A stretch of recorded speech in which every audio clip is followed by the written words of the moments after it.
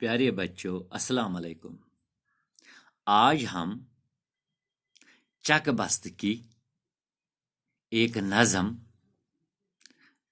रामचंद्र जी माँ से रुखसत लेते हुए पढ़ेंगे। ये नज़म हमने नहीं पढ़ाई है अभी, हालांकि मैंने आपकी किताब में सारी नज़मों को पढ़ाया है, लेकिन यह एक नज़म रही थी, इसलिए इसको आज पढ़ाता हूं। चकबस्त का असली नाम ब्रिज नारायण था। वो 1882 ईस्वी में फैजाबाद लखनऊ में पैदा हुए। उन्होंने 1907 ईस्वी में वकालत की डिग्री हासिल की, यानी कानून की डिग्री हासिल की, और बाज़ाब्ता तौर पर वकालत करनी शुरू कर दी।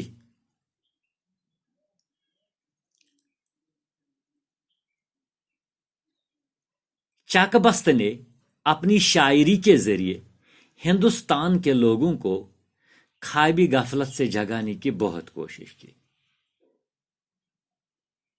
उन्होंने हिंदुस्तान की आजादी में बढ़ चढ़कर हिस्सा लिया।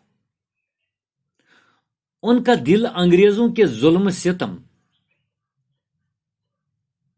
लोगों की मुफलिसी, गरीबी, बेचारगी, माली इस्तेसाल पर खून के आंसू बहाए। वो लोगों को गुलामी की दलदल से बाहर निकालना चाहते थे।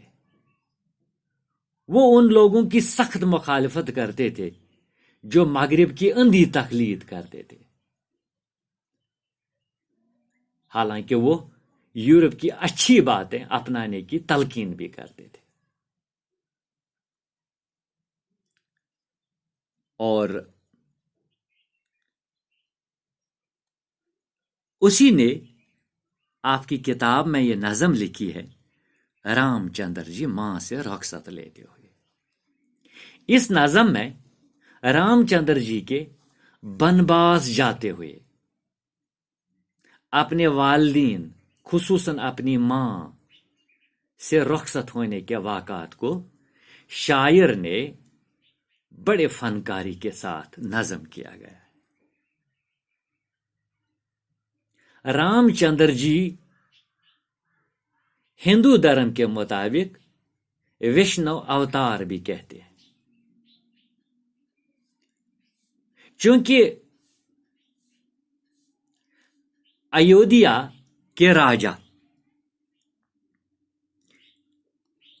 का एक राजा था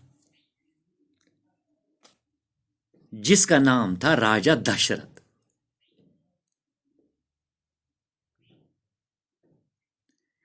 उसकी 3 बीवियां थी और तीनों बीवियों से लड़के पैदा हुए थे। पहली बीवी थी जिसका नाम था कौशल्या।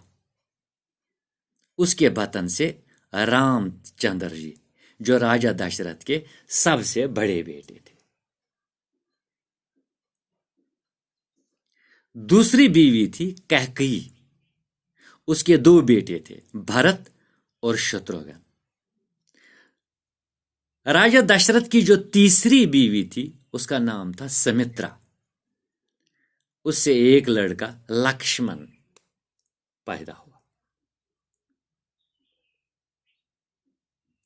राजा दशरथ ने बुढ़ापे में अपनी सल्तनत अपने बड़े बेटे, जो कि बहुत ही अक्लमंद और समझदार थे, उसी के हवाले करना चाहे। यानी राजा दशरथ जब बुजुर्ग हो गए, बूढ़े हो गए, तो वो अपनी सल्तनत अपने बड़े बेटे रामचंद्र जी, जो कि बड़े समझदार थे, उसी के हवाले करना चाहते थे। हालांकि बड़ा बेटा था, हक भी उस जमाने के रिवाज के मुताबिक उसी को था।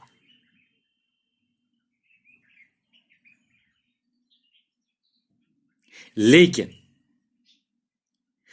उसकी दूसरी रानी कैकी, उसकी दूसरी बीवी जो थी जिसका नाम था कैकी, उसने माजी में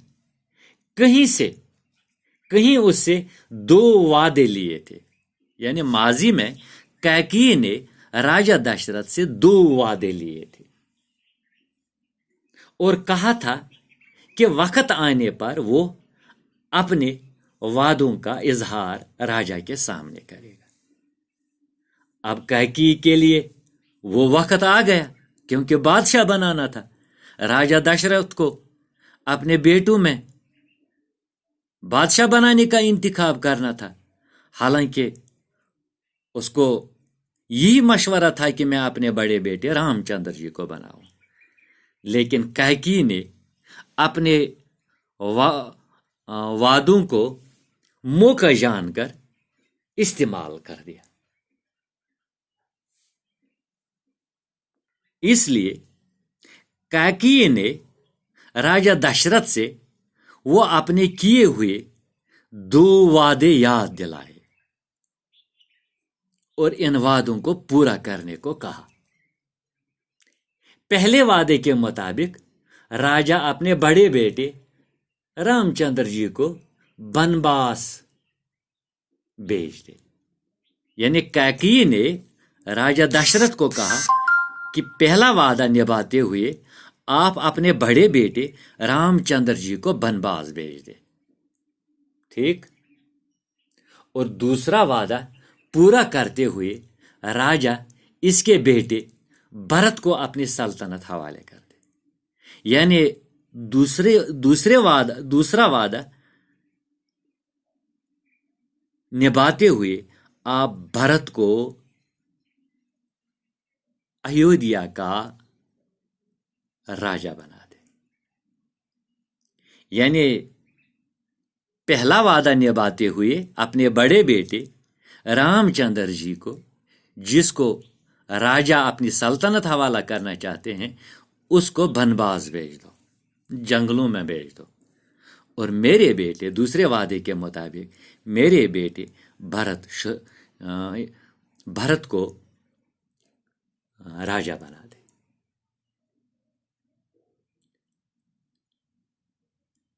राजा दशरथ को ये दोनों वादे निभाने पड़े, क्योंकि राजा दशरथ वादों के पक्के थे और उसको ये दोनों वादे निभाने पड़े।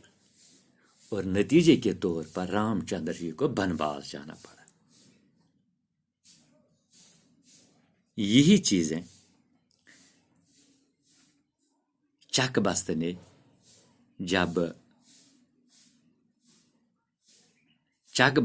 जब रामचंद्र जी मां से रख्सत लेते हुए क्या कहा, क्या महसूस किया, इसी को चकबस्त ने अपने नज़म में कलमबंद किया है। बाकी इंशाल्लाह कल।